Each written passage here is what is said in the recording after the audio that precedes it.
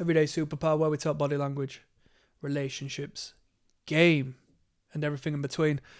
Definitely talking attraction today. Talking about the two fundamental concepts that you need to take into consideration that will underpin everything more or less that either attracts her or repulses her.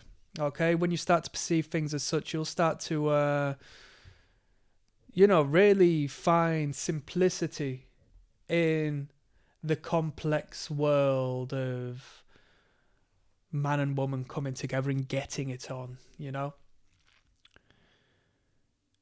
We're going to talk about self-preservation. Take a note, self-preservation and procreation.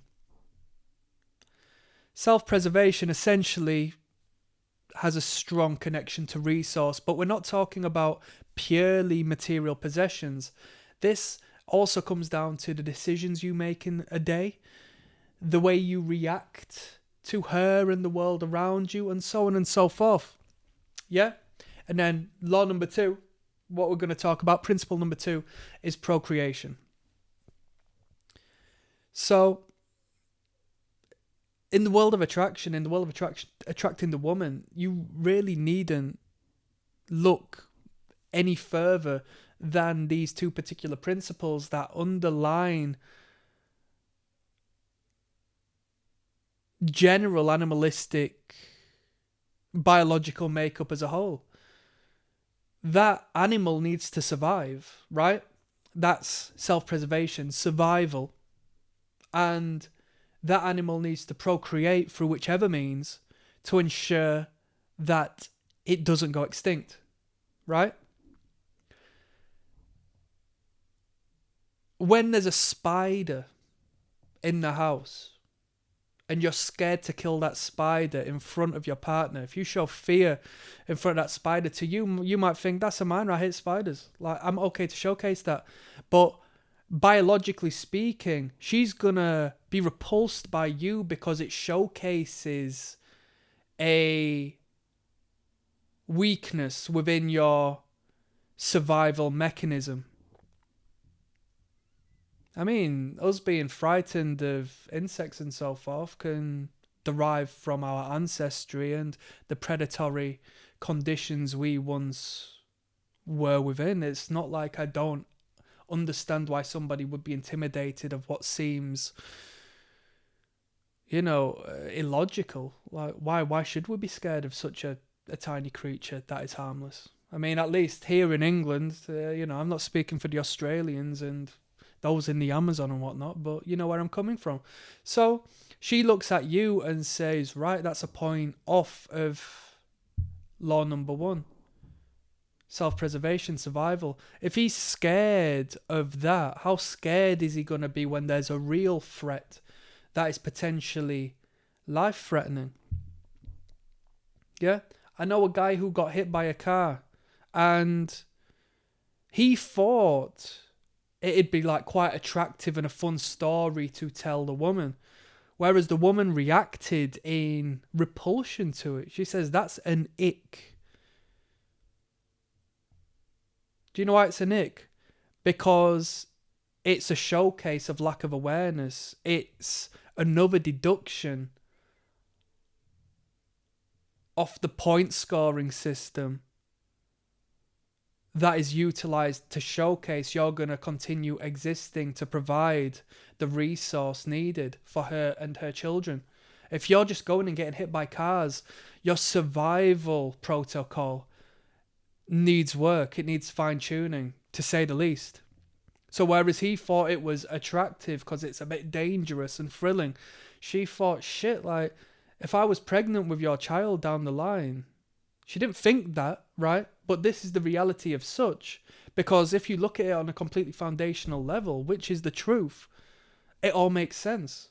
Why would she be attracted to that which is backwards as far as survival protocol is concerned? That which is dead can't provide for me. Okay?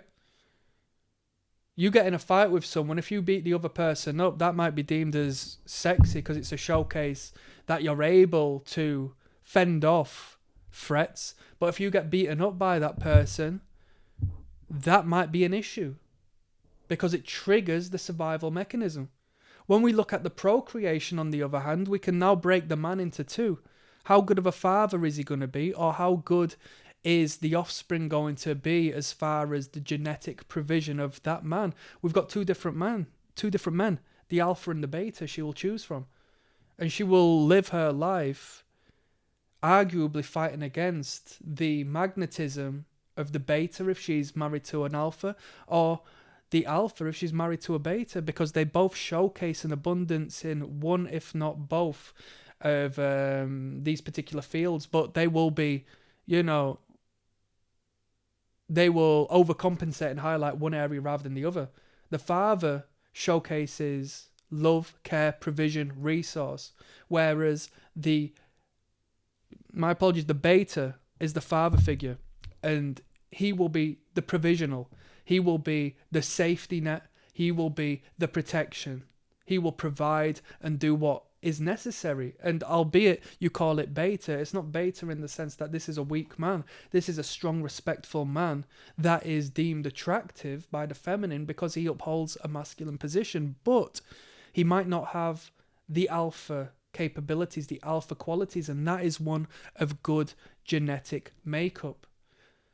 So she knows if she mates and procreates with the good-looking, tall, handsome, lean, well-built, good-looking, nice eyes, alpha male, the model, her children aren't going to have a problem procreating themselves because they will come from a good gene pool, right?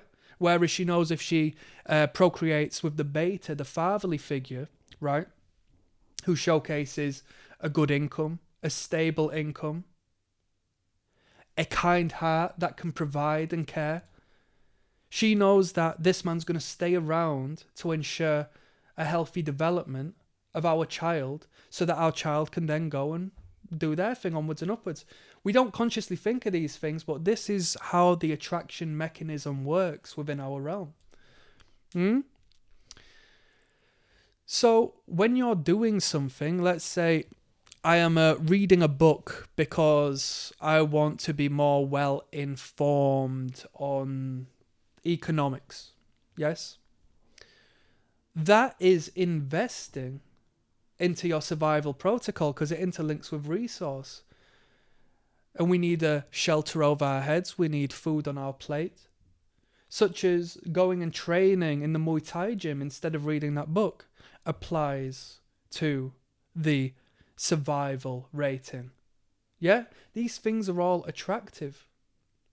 To a point where you can flip it on its head. So I can make myself look like a clown. We're going to talk about peacocking for 1 second. I can make myself look like a clown, yeah? I could dye my hair pink and stick it in a mohawk. And I can walk through the city centre and be a target of judgment and verbal abuse if people wanted to be mean.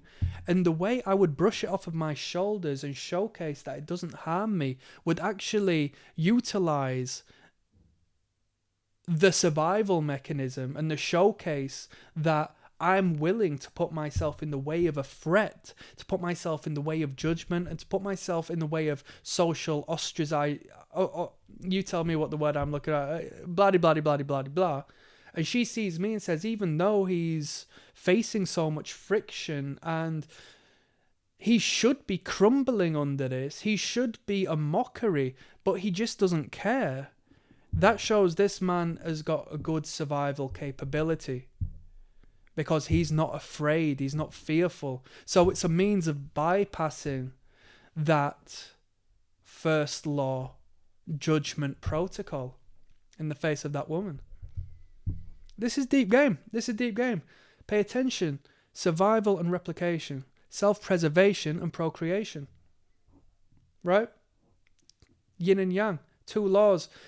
You need to ensure that the first law is well looked after, and then it will emphasize the second. Yeah? You can't just be the world's most handsome man living on the streets. Yeah, she might accept your beauty, but in the realm of dynamics, if she, has a relatively high value, she looks good, she's well presented, she comes from stability, she knows that her pick of the men are going to be leagues ahead as far as survival protocol is concerned, as far as resource is concerned. So you're not going to be able to, overcompensate that purely down to the fact that you're skinny and have nice cheekbones. Yeah.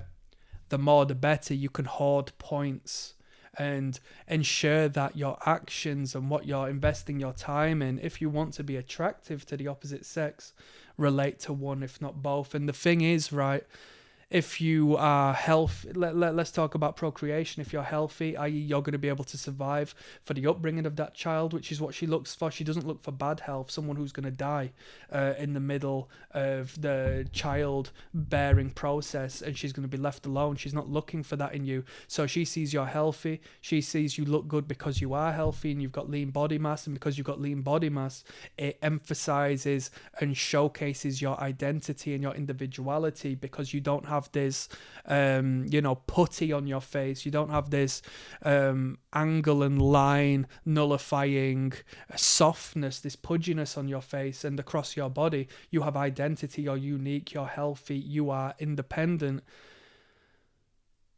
That's going to be valuable to you, because you're going to live longer, live a healthy life, not suffer, and have a crossover effect through the lessons learned through keeping yourself healthy and going to the gym and training and doing, all of these things that accommodate good health, that relate and apply across the board to, your work ethic and to, your general lifestyle. Whereas when it comes to you garnering resources and making more money and educating yourself so you can do better in life, so that you can live in a better house, so you can buy your house, so that you can, be a better person before and beyond it being more attractive to the woman, which is a byproduct of that, it's going to make your life better. It's going to enhance your life, enhance your quality of life. So you do it for yourself prior to anybody else. She just happens to come along alongside the next woman and the next woman once you utilize your time wisely, investing into these two main principles of what make you attractive and successful as a man. That's some good game. Click like and subscribe. Peace.